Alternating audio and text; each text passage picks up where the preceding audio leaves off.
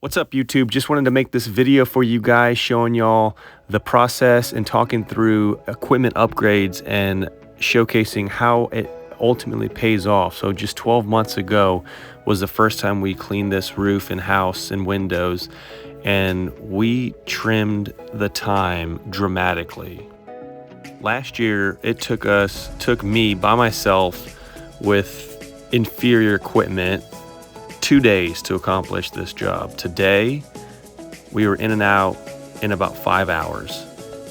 The biggest difference this year is the remote controlled downstream injector. So where we found the most time saving was, well, let's back up a little bit. For the past few months, we've actually been doing house washes without any soap. And on metal roofs, you can get away with that as well. And this was a testament to that. So we were just pulling the SH without soap, and that helps obviously because you're not sitting there rinsing any longer than you need to. So the other big factor here for today's job was also I had an employee with me. So once I was done with the main house wash and roof wash, I moved on to the guest house and the pool house and the barbecue area. So while I moved on, my employee picked up the windows on the main house, and that obviously saved me time, which I did not have a year ago. So I guess the main point to this video is that upgrading your equipment does pay off.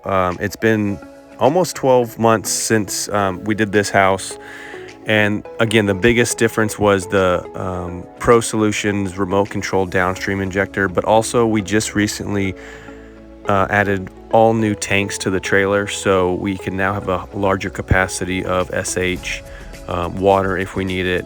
And then we also do have 2 additional tanks on the trailer, primarily or specifically for wood restoration and wood brightening. So it does pay off.